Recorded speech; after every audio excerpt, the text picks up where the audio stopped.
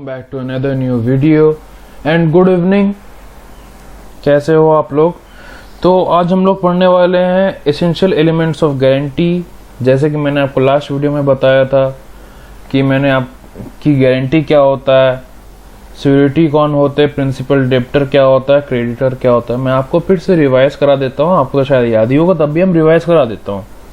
A guarantee में be oral और return, मतलब या तो एक्सप्रेस हो सकता है या तो आप इम्प्लाई कर सकते हो। रिटर्न में भी आप दे सकते हो, कॉन्ट्रैक्ट ऑफ गारंटी को आप ओरली भी दे सकते हो। The person who gives the guarantee, जो आदमी गारंटी देता है उसको कहते हैं surety. The person in respect of whose default, मतलब जिसके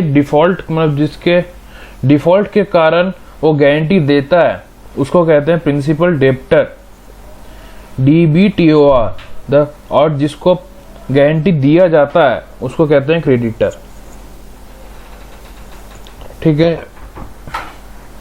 तो अब हम लोग आते हैं essential elements of guarantee. Last section हम लोग पढ़े थे 126, आज हम लोग सेक्शन 127 पढ़ेंगे। तो क्या क्या है, सिर्फ 3 पार्ट हम लोग पढ़ने वाले हैं, दैट इज प्रिंसिपल डेब्ट, कंसिडरेशन एंड सेक्शन 127, और एक केस लॉ पढ़ने वाले हैं आज के क्लास में। तो हम लोग शुरुआत करते हैं प्रिंसिपल डेब्ट से। अकॉर्डिंग टू चिट्टी, अ कॉन्ट्रैक्ट ऑफ सिक्योरिटीशिप, सिक्योरिटी कौन होते हैं? जो लोग गारंटी देता है। Is in essence of a contract by which one person, मतलब सिक्योरिटीशिप से एक आदमी जो सिक्योरिटी जो है, जो गारंटी देता है, वो एग्री करता है to answer for some liability of another the principal debtor. उसके मतलब प्रिंसिपल डेब्टर के लायबिलिटी को आंसर देने के लिए एग्री करता है टू थर्ड पर्सन कौन है? जो क्रेडिटर हुआ, जिसको गारंटी दे रहा है। 3 पार्टी आते हैं, जो पहला आता है श्योरिटी, फिर प्रिंसिपल डेब्टर और creditor. It is therefore obvious that there must be a principal डेब्ट, ऑब्वियसली वहां पे प्रिंसिपल डेब्ट होना पड़ेगा। There can be no contract of guarantee unless there, वहां पे मतलब प्रिंसिपल डेब्ट अगर नहीं हुआ अगर, तो वहां पे कोई कॉन्ट्रैक्ट ऑफ गारंटी नहीं होगा। प्रिंसिपल डेब्ट को वहां रहना पड़ेगा, अगर नहीं हुआ तो कॉन्ट्रैक्ट ऑफ गारंटी नहीं रहेगा। तो प्रिंसिपल डेब्ट में यही है। अब हम लोग चले आते हैं consideration. It has been aptly pointed out a contract of suretyship like any other contract must be supported by consideration. जैसे कि सिक्योरिटीशिप जो कॉन्ट्रैक्ट है, मतलब गारंटी का जो कॉन्ट्रैक्ट है, वो सब लाइक एनी अदर कॉन्ट्रैक्ट, मतलब बाकी जितना कॉन्ट्रैक्ट होता है उस सब में कंसिडरेशन होता है, तो गारंटी ऑफ कॉन्ट्रैक्ट को भी सपोर्ट करना पड़ेगा कंसिडरेशन से।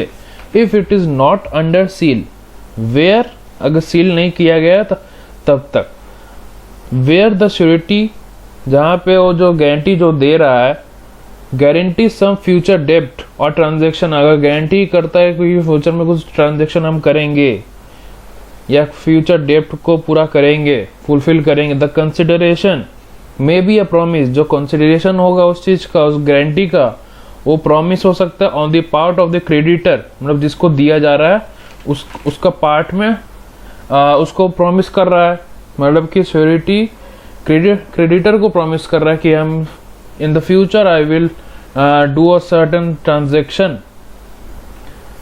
So the consideration may be a promise on the part of the creditor to grant the credit or enter into the transaction. तो उसको grant करेगा कि transaction में enter करे, or the actual act of doing so. Even if as is commonly the case, the surety derives, the surety जो होता है उसको कोई बेनिफिट नहीं मिलता from the transaction. The creditor suffers a detriment which is sufficient consideration, जो creditor है, जिसको गारंटी दिया जाता है, जिसको गारंटी मिलता है, वो सफर करता है detriment which is sufficient consideration. ठीक है, तो अब हम लोग आगे बढ़ते हैं। That is section 127 of the Indian contract act 1872। इसमें लिखा हुआ है, सेक्शन 127 प्रोवाइड्स दैट, जो इन्वर्टेड कॉमर्स के अंदर है, कोटेड में लिखा हुआ है, वो आपका बेयर एक्ट में लिखा हुआ मिलेगा। Anything done in any promise made, कोई भी एक्ट किया गया है कोई भी प्रॉमिस के अंदर, for the benefit of the principal debtor, principal debtor मतलब जिसके डिफॉल्ट पे the person in respect of उस default the guarantee is given, जिसके रेस्पेक्ट में गारंटी दिया गया है, अगर उसको कोई बेनिफिट होता है, मे बी सफिशिएंट, तो वो सफिशिएंट कंसिडरेशन होगा to the surety for giving the guarantee. तो श्योरिटी जो है उसको कुछ बेनिफिट, मतलब बेनिफिट होगा प्रिंसिपल डेप्टर को, तो वो सफिशिएंट कंसिडरेशन होगा श्योरिटी के लिए for giving the guarantee. It is clear from this provision that a direct consideration between the surety and the creditor is not essential. तो इससे, इस प्रोविजन से, इस सेक्शन से ये पता चलता है कि direct consideration between the surety and the creditor is not essential, जरूरत नहीं है। अब औद का एक केस है Ghulam Hussain versus Fayaz Ali. In this case, the court observed under section 127 of the act, it is not necessary that the thing done or the promise made for the benefit of the principal debtor should be at the desire of the surety। जो भी benefit होगा principal debtor को, वो होना नहीं चाहिए surety के Dzire पे नहीं होना चाहिए। And that the section has implied in it some expression as notwithstanding anything contained in section 2 clause D of the act, for otherwise there is no need to enact section 127 in as much as anything done। In this case, a person became surety for the payment of some rent due।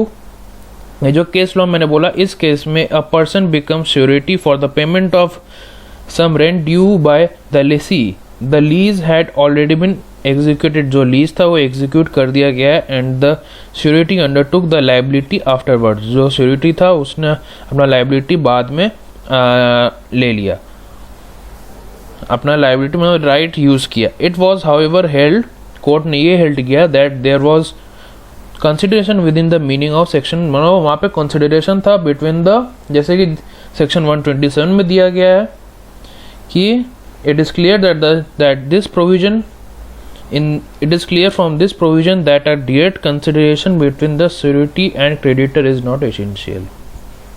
तो आज के video में मैं आपको इतना तक ही बताऊंगा। अगले वीडियो में होगा कॉन्ट्रैक्ट ऑफ गारंटी और कॉन्ट्रैक्ट ऑफ इंडेमनिटी का डिफरेंस।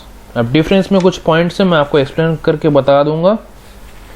तब तक के लिए आप बने रहिए मेरे साथ, और please like share and subscribe ज़्यादा से ज़्यादा कीजिए, आपको पसंद आ जाए वीडियोस तो। और अगर कोई क्वेरीज आते हैं, क्वेश्चन आते हैं, डाउट आते हो, तो कमेंट सेक्शन में आप बोल सकते हो। फीडबैक देना कमेंट सेक्शन में आप वो भी बोल सकते हो। Stay safe, stay at home. Thank you.